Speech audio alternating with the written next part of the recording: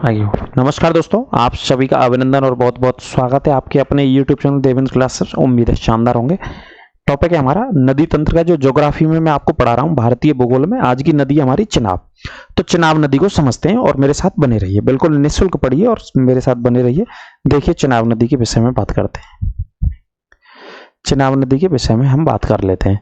तो देखिए, हेडिंग डाल लीजिए चिनाब नदी। चिनाब नदी, ठीक है। चिनाब नदी का प्राचीन नाम लिख लेना, अस्किनी नदी बोलते थे। क्या बोलते थे? अस्किनी नदी, ठीक है।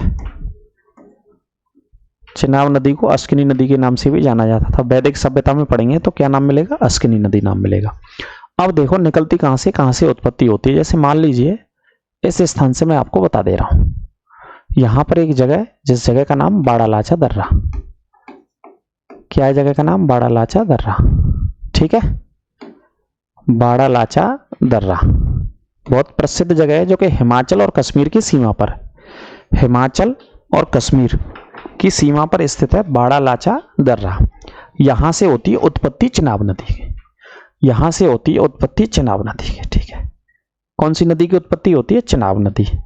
नदी का नाम भी लिखना है आपको। कौन सी नदी पढ़ रहे हैं हम? चिनाब, ठीक है। चिनाब नदी, जिसे अस्किनी के नाम से भी जाना जाता, बाड़ालाचा दर्रा। राज्य लिख लेना, कौन सा राज्य? हिमाचल प्रदेश। हिमाचल प्रदेश और कश्मीर की सीमा से यहां से निकलती है चिनाब नदी, ठीक है। यहां से निकलने के बाद कश्मीर में प्रवेश करती है। और पहले निकलती के नामों से ये थोड़ा सा मैं आपको बता दूं। जैसे इसे हटाऊं एक बार, यहां से ये नदी निकलती है, सॉरी, तो चंद्र और भागा के नाम से निकलती है। वैसे यहां से ये रिवर निकलती है, जैसे एक धारा इस तरीके से आती है इसकी, और एक धारा इस तरीके से आती है। तो ये दोनों धारा आकर के मिल जाती हैं पहले एक स्थान पे। दोनों धारा मिल जाती हैं, ठीक है। एक का नाम क्या है यहां पे बेटा? चंद्र है। एक का नाम चंद्र और एक का नाम भागा। चंद्र और भागा के नाम से निकलती है। एक धारा चंद्र है और एक धारा भागा। ये भागा धारा कहलाती है और ये चंद्र धारा कहलाती है ना। दो धाराएं निकलती हैं यहां से, बाड़ालाचा दर्रे से। यहां पर ये मिल जाती हैं दोनों धाराएं। कहां पर मिल जाती हैं? एक स्थान पड़ता है जिसका नाम है केलांग घाटी। केलांग घाटी में ये धाराएं दोनों मिलती हैं, ठीक है। केलांग घाटी में मिल जाती है, जो कि हिमाचल प्रदेश की एक जगह है। यहां से इसका नाम चिनाब नदी पड़ता है, फिर ये आगे बहती है। यहां से इसका नाम क्या पड़ता है? चिनाब। इस स्थान से इस नदी का नाम चिनाब नदी पड़ता है। इस बात को याद रखिए। क्या पड़ता है? चिनाब। चंद्र और भागा बाड़ालाचा से निकल करके केलांग घाटी में मिलती है। यहां से चिनाब पड़ता है, जो कि हिमाचल प्रदेश में स्थित है। कहां पे स्थित है ये जगह? हिमाचल प्रदेश में। यहां से ये कश्मीर में प्रवेश करती है। कश्मीर में बात करेंगे तो जैसे किश्तवाड़ जिला है, एक डोडा जिला है। इन दोनों जिलों में बहती है मुख्य तौर पर, एक किश्तवाड़ में और एक डोडा में। किश्तवाड़ केसर का सबसे ज्यादा उत्पादन भी करता है। भारत में केसर का सबसे ज्यादा उत्पादन कश्मीर करता है, और कश्मीर में किश्तवाड़ वाला इलाका है ना, ये केसर का उत्पादन, इसके आसपास का इलाका केसर का उत्पादन करता है। इस पॉइंट को आप समझिएगा, है ना। तो यहां से हिमाचल के बाद कौन से जिले में बहती है ये सबसे ज्यादा? किश्तवाड़ में। कश्मीर का एक जिला है, लिख लेना, किश्तवाड़। किश्तवाड़ से बहती हुई ये कौन से जिले में जाती है? आगे डोडा जिले में जाती है। फिर कश्मीर के कौन से जिले में? डोडा जिले में जाती है ना। चिनाब नदी इस तरीके से बह रखी होती है। किश्तवाड़। दूसरा राज्य कौन सा है आपका? जम्मू एंड कश्मीर। और ये डोडा भी कहां पड़ता है? जम्मू एंड कश्मीर में, है ना। जम्मू के अखनूर से भी बहती है। अखनूर एक इलाका है जो कि भारत पाकिस्तान की सीमा पर स्थित है।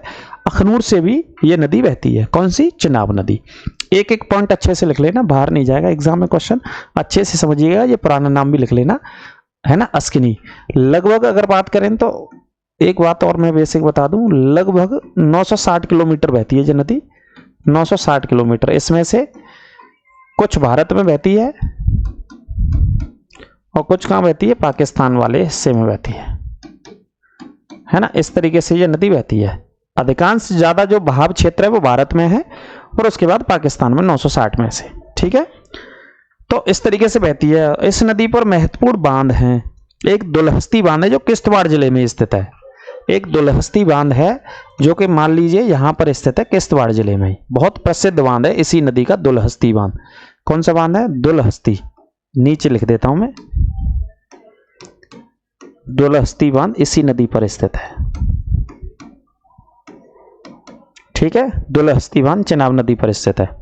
और चिनाब नदी पर ही आगे चल के बात करें, इसी डोडा के पास में दुनिया का सबसे ऊंचा रेलवे ब्रिज भी बनाया गया है। इसी जैसे जी आगे जहां बहती है, तो यही बात करें तो दुनिया का सबसे ऊंचा क्या बनाया गया? रेलवे ब्रिज बनाया गया है। दुनिया का सबसे ऊंचा रेलवे ब्रिज बनाया गया है। ठीक है, इस तरीके से मैं आपको दर्शा देता हूं। क्या बनाया गया है? ये रेलवे ट्रैक है, यहां पर रेलवे ब्रिज बनाया गया इसी नदी पर, दुनिया का सबसे ऊंचा, सबसे ऊंचा। ठीक है, सबसे ऊंचा विश्व का रेलवे ब्रिज है।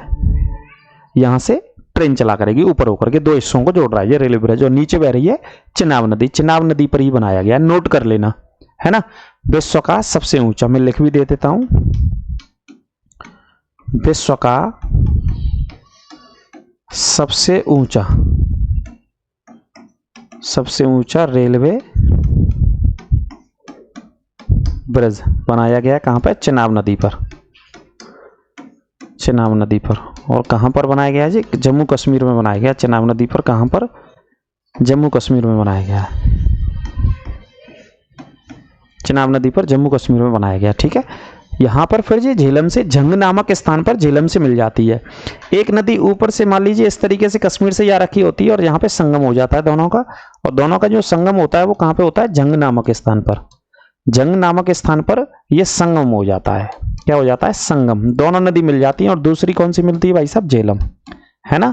और झेलम कहां से आती है अगर मैं बताऊं तो? झेलम आती है आपकी वेरीनाग की पहाड़ियों से, है ना। वेरीनाग, शेषनाग की पहाड़ियों से झेलम आती है, कश्मीर से ही। कहां से निकलते हैं? ये भी कश्मीर से। तो इस तरीके से स्ट्रक्चर है आपकी चिनाब नदी का। कोई दिक्कत समस्या हो तो आप बताइएगा, कमेंट कीजिएगा, है ना। उसके बाद आपका जवाब उसमें दिया जाएगा अगर आपको कहीं पे किसी भी प्रकार से कोई दिक्कत समझने में लगी हो तो। ये चिनाब नदी का पूरा स्ट्रक्चर आपके सामने, नोट कर लीजिएगा।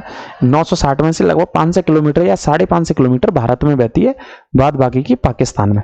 एक पॉइंट और नोट कर लेना, चिनाब नदी की सहायक नदी तो झेलम है, झेलम चिनाब में आकर के मिलती है।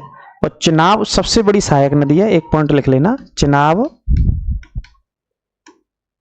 सबसे बड़ी सहायक नदी है। चिनाब सबसे बड़ी सहायक नदी है, सबसे बड़ी सहायक नदी है किसकी? चिनाब सबसे बड़ी सहायक नदी है सिंधु की। सिंधु की सबसे बड़ी सहायक नदी है किसकी है? सिंधु की सबसे बड़ी सहायक नदी है। ठीक है, इसको नोट कर लेना, किसकी सबसे बड़ी सहायक नदी है? सिंधु की सबसे बड़ी सहायक नदी है चिनाब। ठीक है, यह था चिनाब नदी का पूरा स्ट्रक्चर। स्क्रीनशॉट लीजिएगा, पढ़िएगा, याद करिएगा। एक एक नदी पूरी डिटेल से इसी तरीके से मैं पढ़ाऊंगा, एक एक नदी के विषय में। टेंशन ना लें, दिक्कत ना लें। तो ये पूरा चिनाब नदी का आपके सामने स्ट्रक्चर है। अगली क्लास में अगली नदी को लेकर के आएंगे, रावी के बारे में बात करेंगे, ब्यास के बारे में बात करेंगे, सतलज, इन तीनों नदियों के बारे में बात करेंगे। फिर ब्रह्मपुत्र नदी पढ़ेंगे, ब्रह्मपुत्र नदी तंत्र पढ़ेंगे पूरा का पूरा, जो कि भारत के पूर्वी हिस्से में बहती है, यू टर्न लेते हुए आसाम में आती है, उसके बाद अरुणाचल प्रदेश में आती है यू टर्न लेते हुए यांगियाक दर्रे के आसपास से, है ना। उसके बाद फिर आसाम में जाती है, आसाम के बाद बांग्लादेश में जाती है। तो बात करेंगे बाद में ब्रह्मपुत्र नदी की। ठीक है, बिल्कुल निःशुल्क फ्री ऑफ कॉस्ट कोर्स है, आप हमारे साथ जुड़िए और ज्यादा से ज्यादा चैनल को सब्सक्राइब और शेयर कीजिए अपने मित्रों और दोस्तों तक। नमस्कार, राधे राधे। अपने स्वास्थ्य का बेहद ख्याल रखिए। नमस्कार।